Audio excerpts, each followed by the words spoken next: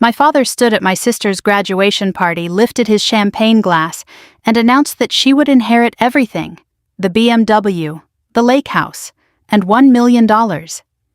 He smiled when he said it. The room applauded. I sat quietly in the back with a paper napkin folded in my lap. Then my sister's Navy boyfriend walked in, saw me, came straight to my chair and handed me a sealed envelope. He leaned down and whispered one word: "Now."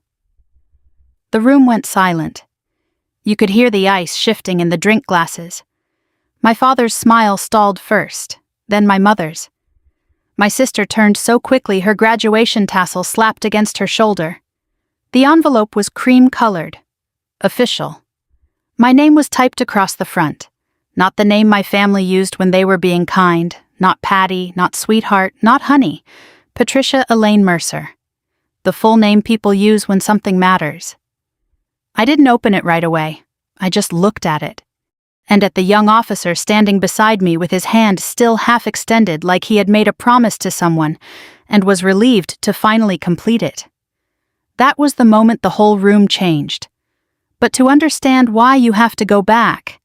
Back before Stanford, before graduation gowns, before my father's public speeches and my mother's careful little sighs every time I misplaced a receipt or read a sentence twice. Back to parochial school, back to the nuns, back to the beginning of the story my family told about me. My name is Patricia. For most of my childhood, I was the dumb one. No one always said it out loud. That's what makes labels so durable. They don't need to be shouted if they're repeated softly enough. I was born in 1958 in a small town outside San Diego. By the time I was school-aged, the family doctor had already said something my mother never forgot. He was old even then. He wore thick glasses and smelled faintly of antiseptic and peppermint. After a difficult birth, he told my parents I might have limitations. That was the polished version my mother used later. The actual word had been uglier. And once a parent hears a word like that about a child, sometimes they never fully set it down. I had dyslexia. I had ADHD. Of course, nobody called it that then. Back then I was lazy, distracted, messy, too emotional, bright but not applying myself. Every report card might as well have been stamped with the same sentence. Patricia is smart but needs to try harder. I hated those words. I tried so hard. That was the part no one seemed to notice. I stayed up longer than my sister. I copied spelling words until my fingers cramped. I stared at numbers until they seemed to swim off the page and trade places with each other. My sister Eleanor never had those problems. She read early, neatly, easily. She had the kind of mind teachers enjoy because it makes them feel successful. She raised her hand at the right time, lined her pencils up straight, came home with papers marked "Excellent" in red ink.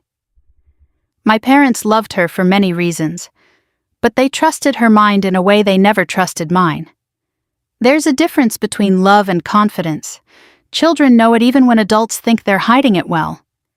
At the dinner table, if I mixed up a word while reading the prayer card, my father would take it gently from my hands. If Eleanor read, everyone listened. If I forgot a homework folder, my mother sighed. If Eleanor forgot something, she was overextended. I grew up inside those distinctions. No one ever said, "Patricia, we expect less from you." They didn't have to. Expectations have a smell, a temperature, a tone of voice. By the time I was 14, I understood that my sister was the future, and I was the concern. At school, I grew frustrated before I grew resilient. I was the girl who snapped her pencil. The girl who got sent to stand in the hallway because she talked back after being told again to focus. The girl who started crying when arithmetic tests came back face down. The nuns called me difficult. My father called me sensitive. My mother called me exhausting when she thought I was out of earshot. I heard almost everything. Children usually do. High school should have been the part where things improved. Instead, it just made the division between my sister and me look more official. Eleanor got accepted everywhere she applied. Stanford sent the thick envelope in April. My father held it like a trophy. My mother cried. Relatives called for days. I remember standing in the kitchen eating toast over the sink while my aunt on the phone said, "One daughter at Stanford. You must be so proud." My mother laughed, that brittle little laugh she used when she was pleased and embarrassed at the same time. We are. She didn't mention her other daughter standing 6 feet away with butter on her thumb. By then, I was doing better than they realized. Not in school exactly. Not in ways they respected.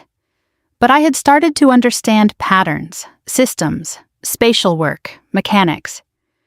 I volunteered in a small research office at the community hospital one summer because they needed someone to organize files and index machine logs nobody else wanted to touch. The work made sense to me in a way school never had. Not because it was easy, because it was real. You could follow a process, trace a discrepancy, see where a pattern broke, things lined up, results mattered more than impressions. That summer, for the first time in my life, an adult looked at me without pity. Dr. Harlan, who ran the office, once watched me reorganize 3 months of maintenance records that had been filed wrong and said, "You see structure where other people see clutter." I remember standing very still after he said it. I wasn't used to being described by a strength. But I didn't tell my parents, partly because I didn't know how, partly because by then I had started keeping pieces of myself private. That's what children do when they realize every new detail may be translated into an old story. By the time Eleanor graduated from Stanford, our roles in the family had hardened. She was brilliance with a diploma. I was the daughter who had managed well enough. I attended the ceremony because my mother insisted appearances matter. My father rented the private room at the country club. There were flowers in silver bowls, a printed menu, old family friends, 2 professors of Eleanor's, a neighbor who had once told my mother in my presence that every family gets one child who dazzles and one who steadies. I was seated near the back beside an emergency exit and a ficus tree, an afterthought with good posture. My father gave a speech after dessert. He praised Eleanor's discipline, her intellect, her future. Then he smiled and said, "She gets everything." The room laughed approvingly, assuming it was just a father exaggerating his pride. Then he listed the gifts as if he were reading inventory. The BMW, the lake house, and $1 million set aside for her next chapter. My mother touched Eleanor's hand and said, "A daughter like this earns it." I sat very still. Not because I agreed, because I had spent years learning that humiliation passes faster if you don't feed it. And then the Navy officer walked in. Clean white uniform, rain still on his shoulders from outside. He scanned the room, once saw me, and came directly over, not to Eleanor, to me. He handed me the envelope, whispered, "Now." And every person who had ever mistaken my silence for emptiness stopped breathing for one long second. The envelope felt heavier than paper should. For a moment I didn't open it. Not because I was afraid of what was inside. Because I knew something important had just shifted, and I wanted to understand the room before I moved. My father was the first one to speak. "Patricia." His voice carried the polite confusion people use when something inconvenient interrupts a celebration. "Is there a problem?" The Navy officer remained beside me. He stood straight, but his eyes were on my father now. Measured, careful. "No problem, sir," he said calmly. "Just delivering something that belongs to Ms. Mercer." That title landed oddly in the room. Ms. Mercer. No one had ever called me that here. To my parents, I had always been Patty, or more often just a sigh followed by my name. My sister leaned slightly forward in her chair. Her graduation robe rustled softly. "What is it?" she asked. I looked down at the envelope again. The return address was printed in dark blue. Naval Research Operations, Washington, D.C. My father's brows drew together. Research. He glanced from the officer to me. I could almost see the calculations beginning in his mind. None of them made sense to him yet. I opened the envelope slowly. Inside was a thick packet. Official. Stamped. Several pages clipped together with a blue government seal. The top page held my name again. Patricia Elaine Mercer. And beneath it, appointment confirmation. I didn't speak right away. The room had gone quiet in that uneasy way people become quiet when they suspect something important is happening, but haven't figured out what. My mother leaned forward. "Patricia, dear." "What is that?" Her tone was cautious, polite, the same tone she used when she asked if I had remembered to pay my car insurance. I scanned the first paragraph, then the second. My chest tightened slightly, not from anxiety, from recognition. I had known this letter was coming, but seeing it arrive here tonight in this room felt strange. Like two separate versions of my life had collided. The Navy officer spoke again. "Would you like me to explain?" he asked quietly. I nodded. He turned toward the table. "My name is Lieutenant David Grant," he said. His voice was steady, professional. "I work with a research division that studies data analysis patterns for operational planning." The words floated across the table like something slightly out of place among wine glasses and linen napkins. My father frowned. "I'm sorry," he said slowly. "What does that have to do with my daughter?" The lieutenant didn't hesitate. "She's been working with our program for almost 2 years. The silence after that sentence felt physical, like the air had thickened. My sister blinked. "That can't be right," she said. "She doesn't work for the Navy." I folded the letter closed. "I don't work for the Navy," I said calmly. "Not officially." The lieutenant nodded. "Consultant," he said. That word traveled around the room. Consultant. One of my father's business partners let out a soft chuckle. "Consultant for what exactly?" I met his eyes. "Pattern analysis." He laughed louder this time. "For the Navy." My father looked confused now rather than amused. "Patricia," he said, "you never mentioned anything like this." I didn't answer right away. Because the truth was simple. I hadn't mentioned it because no one had ever asked. The lieutenant stepped forward slightly. "Ms. Mercer was recommended to us through a research supervisor at the hospital systems office she worked with years ago." My mother frowned. Hospital office? I could almost see her searching her memory. She didn't remember that summer. Why would she? She had been busy preparing Eleanor's college applications. The lieutenant continued. Her work identifying irregular operational patterns in equipment logs caught someone's attention. He looked at me briefly, respectfully. "Her ability to detect structural anomalies in complex systems is unusual." The room didn't know what to do with that sentence. My father cleared his throat. "Well," he said carefully, "that's impressive, Patricia." But the way he said impressive felt cautious, like he wasn't sure yet whether he believed it. My sister leaned forward again. "So you..." "What? Help them with math?" I smiled slightly. "Not exactly." The lieutenant spoke before I could answer. "She analyzes strategic data sets."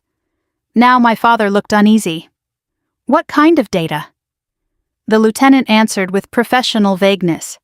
"Operational data," which meant the conversation stopped there, because no one wanted to ask questions they might not understand. The envelope rested in my hands. I could feel the weight of the pages inside. Official approval, formal recognition, an offer that would change the direction of my life. And none of it had anything to do with Stanford, or BMWs, or $1 million gifts. My father finally leaned back in his chair.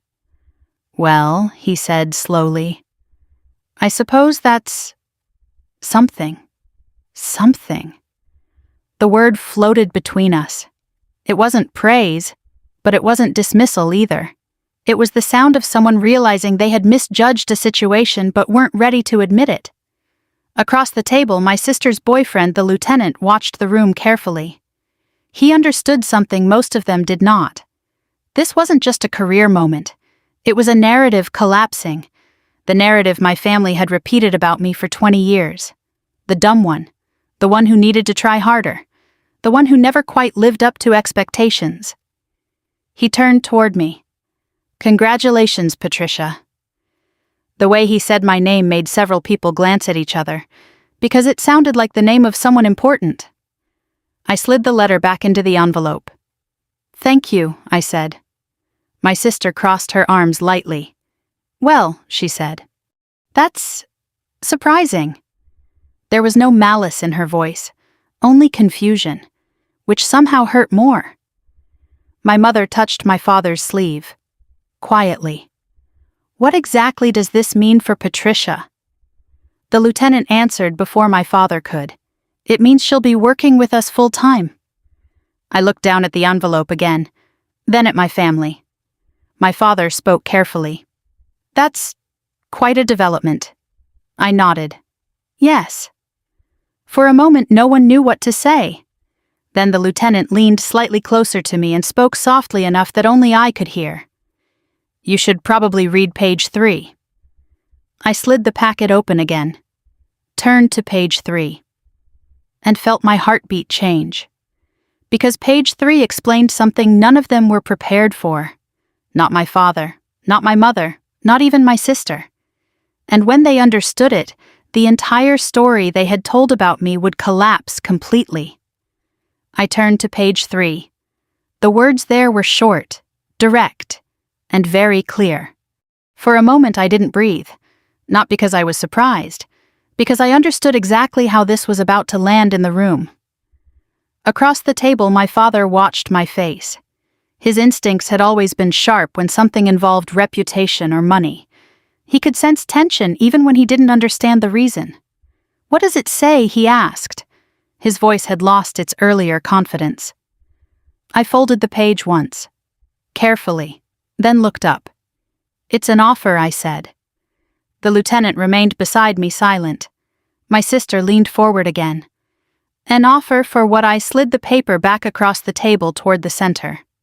My father picked it up first. His eyes moved down the page slowly. Once, then again. He blinked.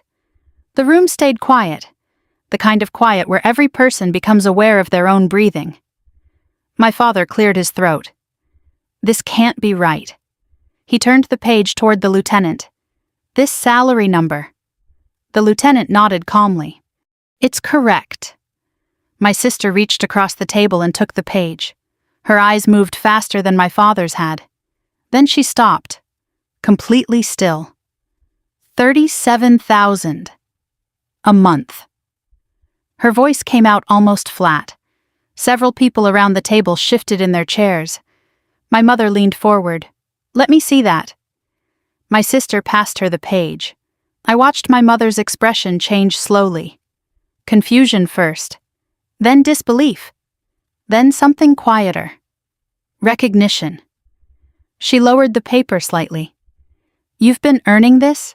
I nodded. "For a while." My father spoke before she could say anything else.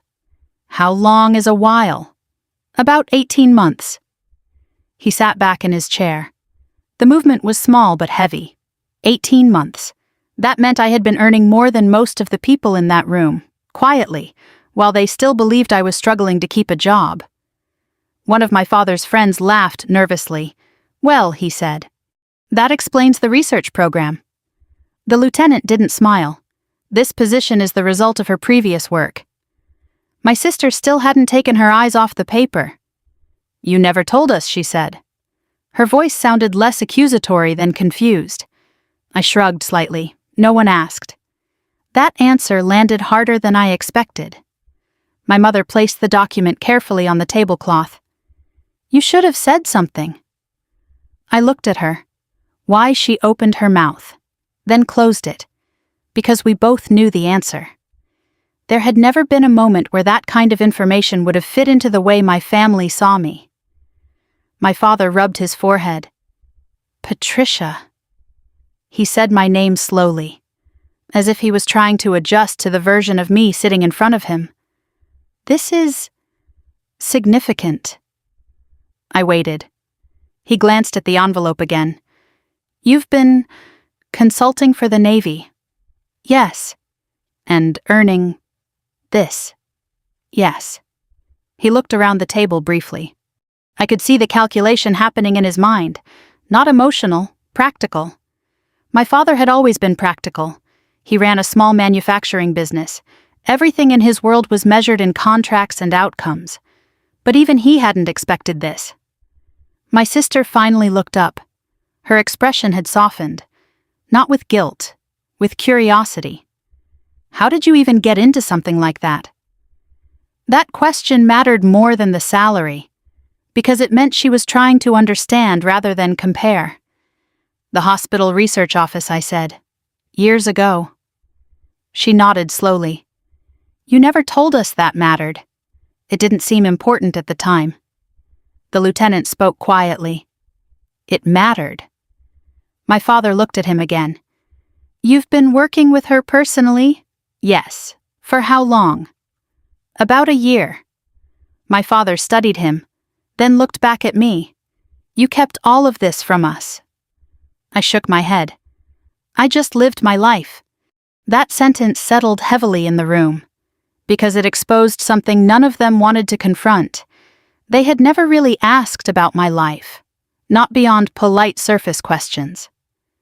My mother touched the envelope again. Her fingers lingered on the seal. You've been supporting yourself this entire time. Yes. And earning more than... She stopped herself. The number didn't need to be spoken again. Across the table, one of my father's friends said quietly, Well, I suppose intelligence shows up in different ways. The comment was meant kindly. But it carried the same old assumption. That I had somehow changed. That something had improved. I hadn't changed. Not really.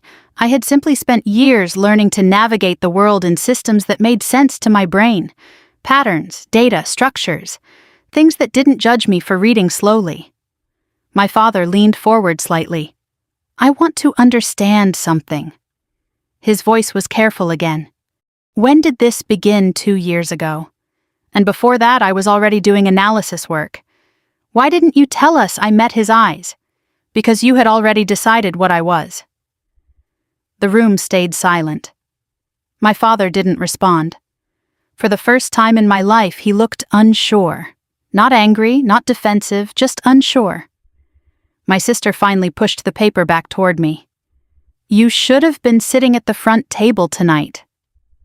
I smiled faintly. I was fine where I was. She studied me, then laughed softly. You really don't care about any of this, do you? I thought about that question. About the years of report cards, the comparisons, the expectations that never belonged to me. I care about different things, I said. Across the room, someone opened the patio doors. Cool evening air drifted in. My father looked down at the envelope again. Then back at me. Patricia, he said quietly. I think we misunderstood you. I didn't answer. Because the truth was more complicated than that. Misunderstanding wasn't the real issue. Assumptions were. And assumptions don't disappear overnight. The lieutenant finally stepped back.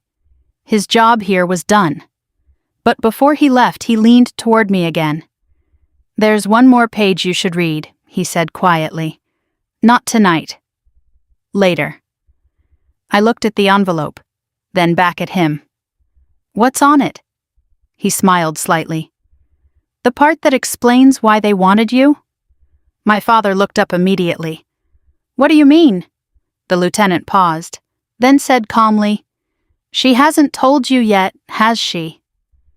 I felt the room tighten again, because the salary was only the beginning. The real reason they had recruited me was something no one in this room was prepared to hear.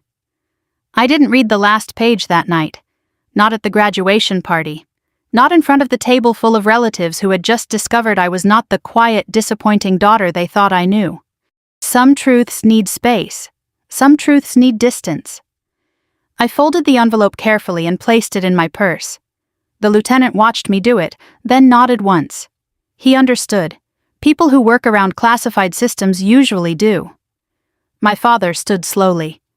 Well, he said, forcing a smile, this has certainly been an unexpected evening. A few polite laughs circled the room. My mother stood next to him, touching the back of his arm. Everyone please enjoy dessert, she said. Her voice was composed, but her eyes kept drifting back toward me, toward the envelope. The party continued. But it was a different party now. Conversations lowered. People glanced toward my table more often than they meant to. My sister moved her chair closer to mine. Not dramatically, just a few inches. "How long were you planning to keep this quiet?" she asked. I wasn't hiding it. "You didn't tell anyone. No one asked." She nodded, slowly, then laughed under her breath. "That's very you. Is it yes?" She studied my face for a moment. "You always did your own thing." Across the table, my father was talking with the lieutenant. His posture was careful now, respectful. The way he spoke with people he believed had influence. I had seen that tone many times in business meetings growing up. It was new hearing it directed toward someone connected to me. My mother sat beside my sister, still watching me with that searching look. "Patricia," she said quietly. "Yes, you never seemed interested in proving anything to us." "I thought about that. I spent years trying." She nodded slowly. And then I stopped. Her expression shifted slightly, not wounded, reflective. She reached for her water glass. "I suppose we missed that moment. You were busy." The statement wasn't cruel, just factual. My sister leaned her elbows on the table. "What's on the last page?" she asked. I shook my head. "I'll read it later." "Why, because tonight isn't about me," she snorted. "Apparently it is." Across the room, my father returned to the table. His expression was more serious now. He pulled his chair out and sat down. "That young man speaks very highly of you. He's professional. He said your work is unusual. That's one way to describe it." My father folded his hands. "What exactly do you do, Patricia?" The question carried something new. Not judgment, curiosity. But curiosity that had arrived 20 years late. "I analyze operational systems. In the military sometimes." My sister looked between us. "You make it sound like solving puzzles." "In a way." My father leaned back slightly. "And this ability, where did it come from?" That question made me smile. Probably the same place my reading problems came from. The room went quiet again, because no one expected that answer. My father frowned. "What do you mean brains adapt?" I said. "When one pathway is difficult, another one becomes stronger." The lieutenant had explained that to me once. People with dyslexia often develop powerful spatial or pattern recognition abilities. The brain compensates. My mother's eyes widened slightly. "You mean your learning problems actually helped you in some ways?" She leaned back slowly. "That's remarkable." But she didn't say it with pride. She said it with regret. Because suddenly the years of frustration looked different. Across the table, my sister watched me carefully. "You figured that out on your own eventually. Did anyone help you?" I thought about Dr. Harlan, about the hospital office, about the months of organizing broken systems until they made sense. A few people noticed things others didn't. My father rubbed his chin thoughtfully. "And the Navy. They noticed too." The room fell into quiet again. Then my sister asked the question that had been waiting since the envelope arrived. "What's on that last page?" I hesitated, then slowly opened my purse. The envelope was still there, untouched. I pulled out the packet, turned to the final page, and read the sentence again. Even now it made my pulse change. The lieutenant had warned me earlier. This part would feel different, because this wasn't just a job. It was a recognition. I placed the page on the table. My father picked it up. My sister leaned in beside him. My mother watched from across the table. The sentence was simple, official, direct. Appointment lead civilian analyst, Naval Strategic Systems Division. My sister blinked. Lead. My father read the title again. Then looked up slowly. "They're putting you in charge of a team." His mouth opened slightly. "How large?" "About 20 analysts." The silence after that answer lasted longer than any before it. Because this wasn't just success. This was authority. The daughter they had believed needed help finishing homework was about to supervise a team of military analysts. My father stared at the page, then looked at me. "You'll be responsible for strategic systems." "Yes." He exhaled slowly. "Good God."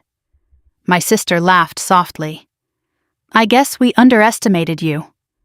I looked around the table, at the people who had watched me struggle with spelling tests, at the parents who had lowered expectations to protect themselves from disappointment. At the time I said quietly, "So did I." No one spoke for a moment. Then my father said something I had never heard him say before. "Patricia, I think we owe you an apology." I looked down at the envelope again. The apology mattered, but not in the way he probably thought, because the most important realization had already happened. Not for them, for me.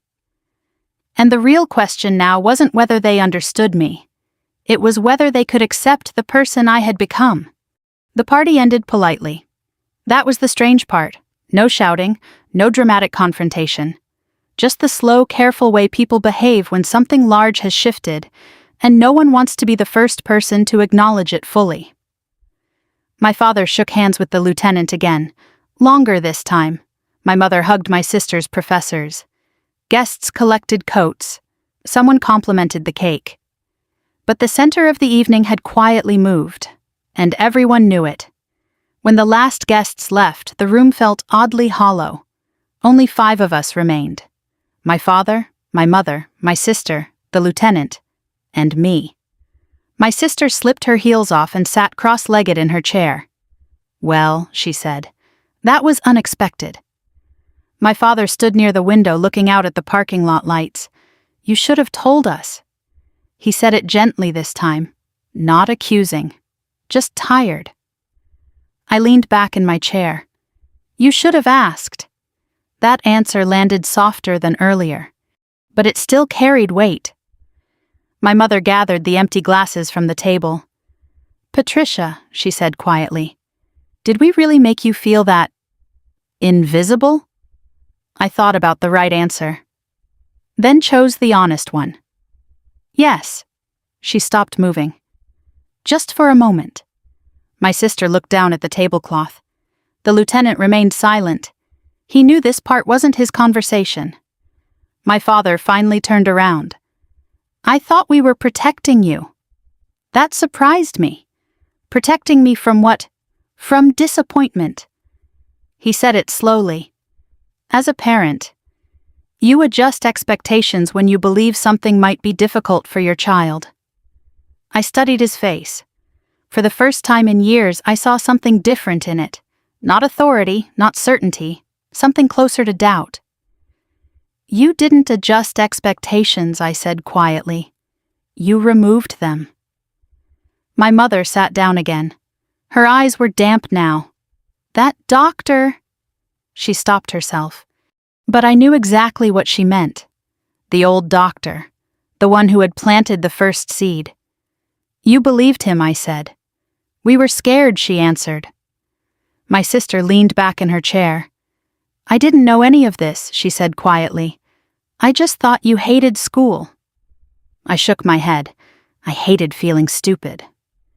The lieutenant spoke then, his voice calm.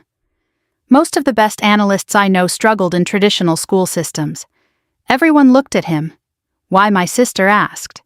Because pattern recognition often develops outside structured learning environments. He shrugged lightly. Brains adapt. My father sat down again slowly. "All those years," he said. "You were figuring this out." "Yes. And we had no idea." "No." The silence stretched, not hostile, just reflective. My sister finally laughed softly. "You know what's strange? What you never seemed bitter." I thought about that. I was frustrated, but not angry. "Anger takes energy," I said. "I needed mine elsewhere." My father nodded slowly. "That sounds like something your grandfather would say." My mother looked up. "He always believed in quiet resilience." I smiled slightly. "He taught me how to fix the tractor engine." My sister laughed. "That explains a lot." The tension in the room softened. not completely, but enough that everyone could breathe again. Then my father asked the question that had been circling the room all night. "What happens now?" I looked at the envelope again. "The program starts in 3 months, and after that I move to Washington." My mother blinked. "You're leaving California?" "Yes." My sister whistled softly. "That's big. It's work." The lieutenant stood. "I should probably go," he said. My father rose immediately. "Thank you for bringing the documents." The lieutenant shook his hand, then turned to me. "I'll send the onboarding information tomorrow." "Thank you." He hesitated for a moment, then said quietly, "They chose the right person." I nodded. After he left, the house felt even quieter. My mother looked around the empty room. "You know," she said softly, "we were so proud of Eleanor tonight." My sister rolled her eyes. "Mom." "No," she continued, "I'm still proud of her." She reached across the table and touched my hand. "But I realize now, we never learned how to be proud of you." Her honesty startled me. "I didn't need that," I said. She shook her head. "Yes, you did." I didn't answer. "Because she wasn't wrong." My father stood slowly again. "Patricia," he said, "would you consider visiting us in Washington once you settle in?" The question was careful, almost tentative. I thought about it. I would. My sister grinned. "Good, because now I have a sister in naval intelligence. I analyze logistics, still cooler than Stanford." My father looked between us, then laughed quietly. For the first time that night, the laughter felt genuine. But as the evening wound down and I prepared to leave, my mother stopped me near the door. She handed me something small, an old report card. I recognized it instantly. 3rd grade. "Patricia is smart, but needs to try harder. I kept them all," she said. I looked at the paper, then folded it carefully. "Maybe you should keep this one," she said. "Why?" "So we remember how wrong we were." I slipped the report card into the envelope with the Navy letter. Not as proof, not as revenge, just as a reminder. Sometimes the story people tell about you is wrong, but sometimes it takes 20 years before anyone notices. The party ended politely. That was the strange part. No shouting, no dramatic confrontation. Just the slow, careful way people behave when something large has shifted, and no one wants to be the first person to acknowledge it fully. My father shook hands with the lieutenant again. Longer this time. My mother hugged my sister's professors. Guests collected coats. Someone complimented the cake. But the center of the evening had quietly moved, and everyone knew it. When the last guests left, the room felt oddly hollow. Only 5 of us remained. My father, my mother, my sister, the lieutenant, and me. My sister slipped her heels off and sat cross-legged in her chair. "Well," she said.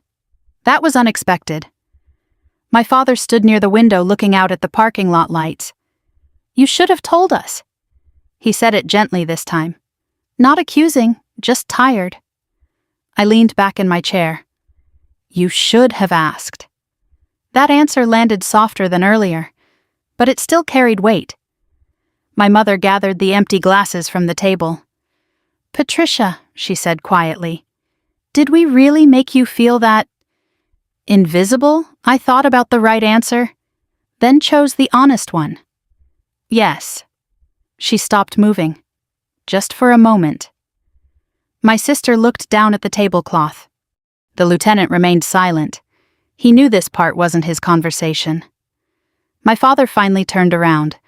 "I thought we were protecting you." That surprised me. Protecting me from what? From disappointment. He said it slowly.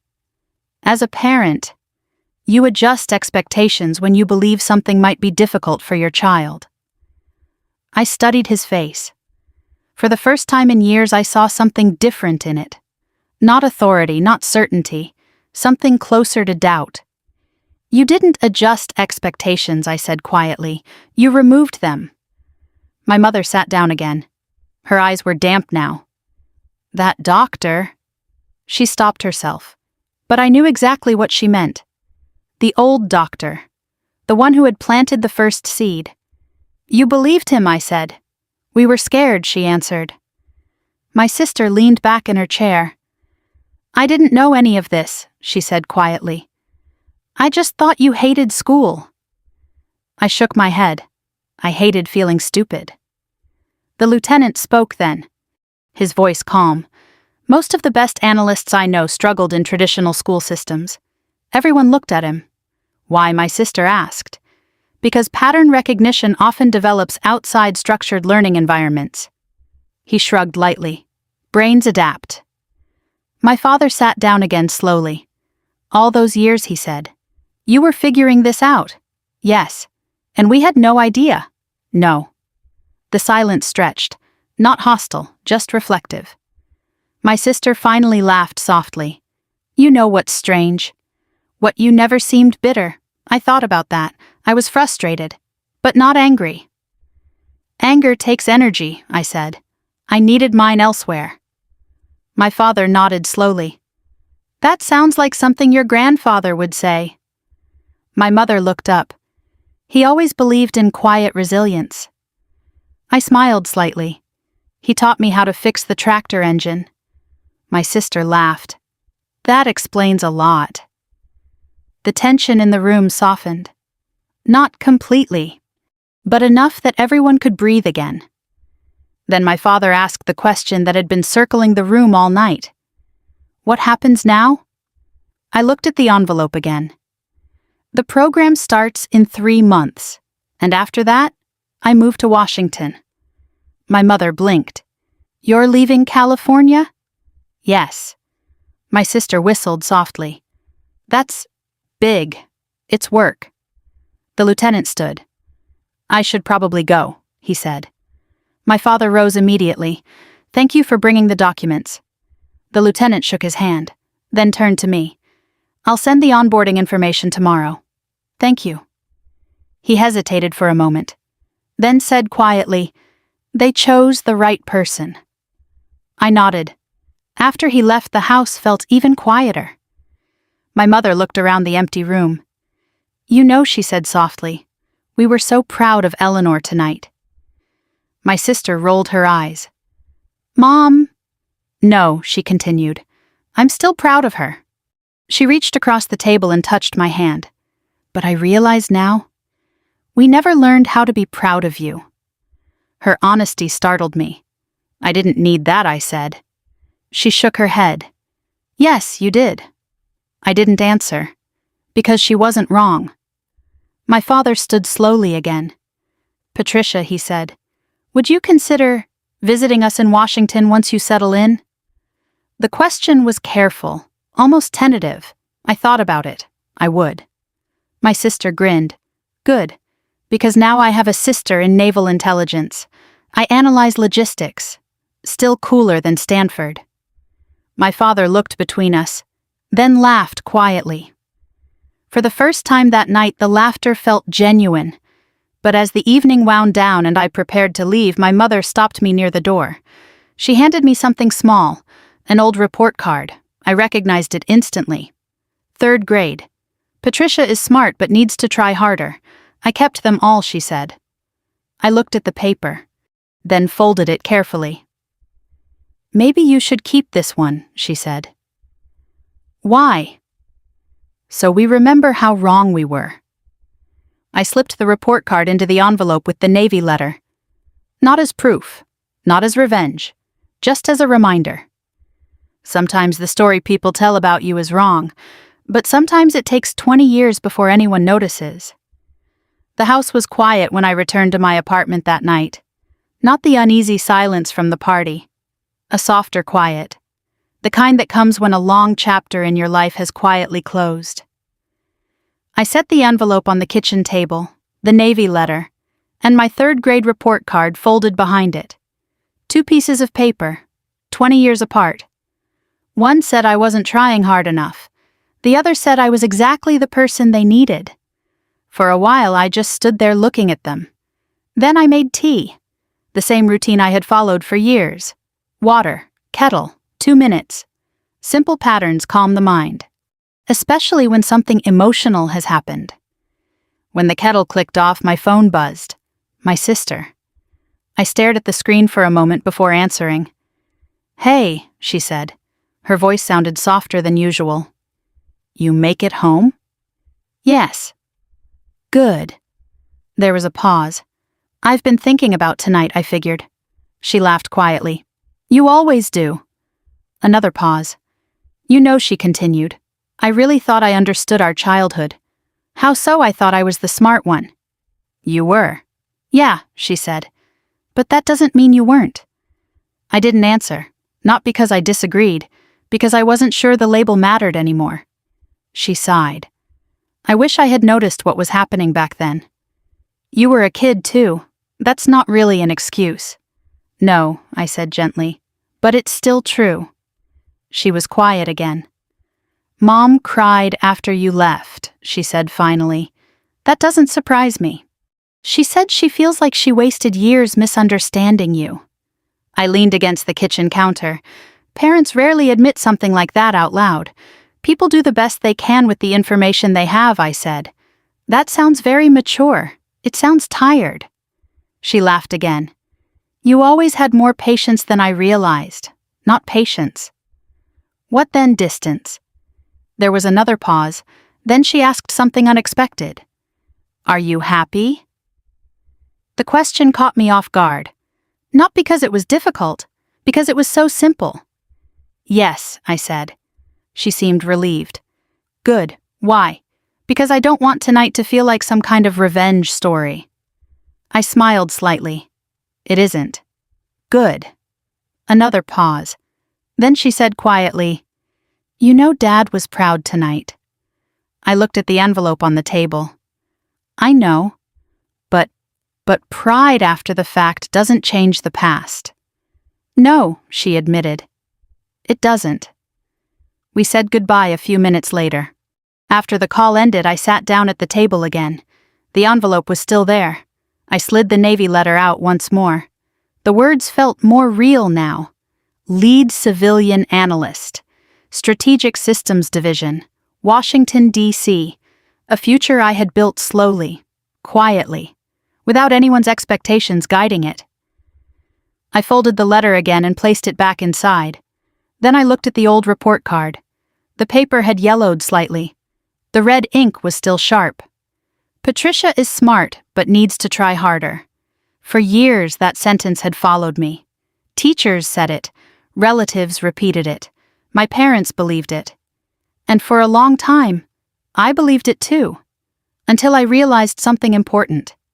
Trying harder doesn't fix a system that misunderstands how you think. Sometimes the system has to change. Sometimes the path has to change. Sometimes the person who seems slow in one environment becomes extraordinary in another. The phone buzzed again. This time it was my father. I hesitated before answering. "Patricia," he said.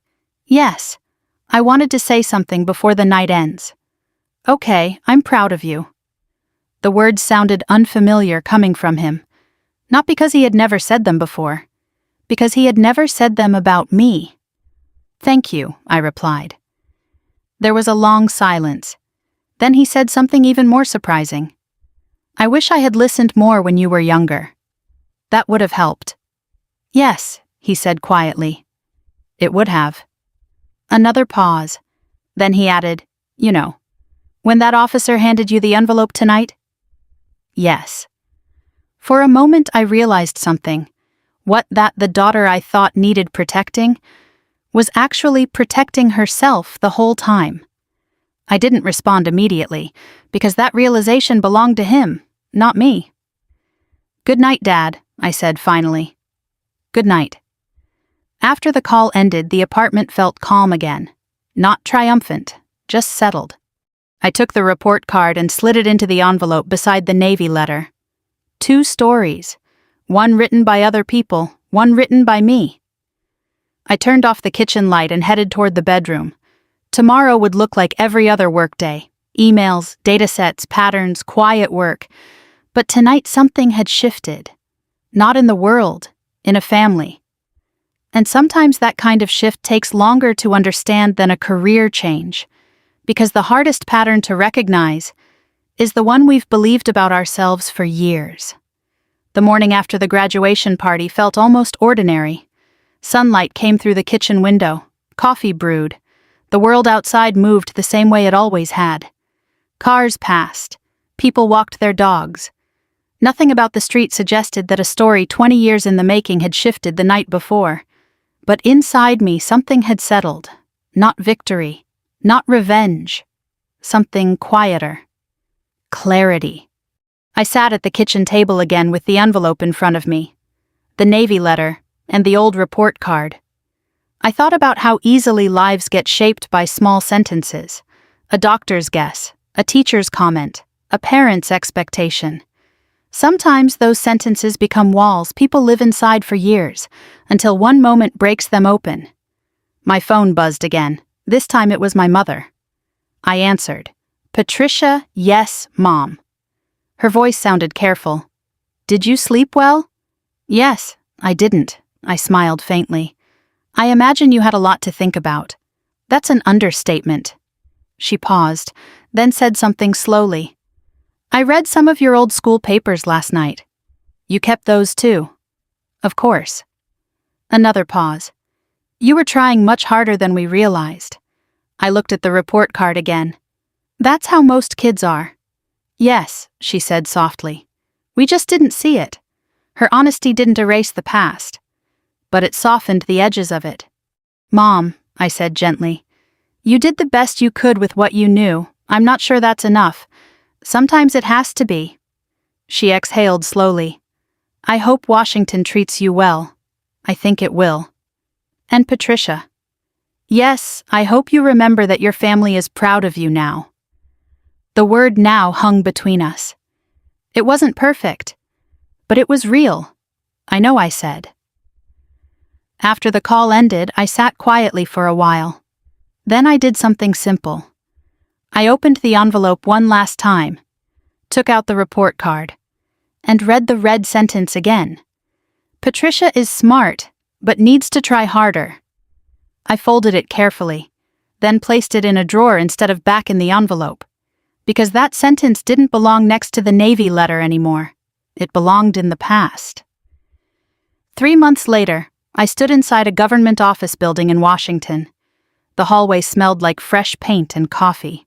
My badge clipped to my jacket felt strangely normal. A team of analysts waited in a conference room down the hall. 20 people, all experts in their own fields, all about to work with me. The door to the conference room was open. One of them looked up as I approached. "Dr. Mercer." I smiled slightly. "Just Patricia." They laughed. The tension eased, and just like that a new chapter began. Not because I had proven anything, not because anyone else had finally recognized my worth, but because I had learned something much earlier that changed everything. The world does not get to define your intelligence, or your potential, or the shape of your life. Sometimes the people closest to you misunderstand who you are. Sometimes they carry expectations that don't fit. Sometimes it takes years to grow into the person you were meant to be, but the truth always finds its way out. And when it does, it doesn't need applause, just space. If this story meant something to you, if you've ever been the person people underestimated, then take a moment today to remind yourself of something important. Your value was never determined by someone else's expectations. Sometimes the quiet ones are simply learning a language the rest of the room hasn't heard yet, and when the moment finally arrives, the room goes silent.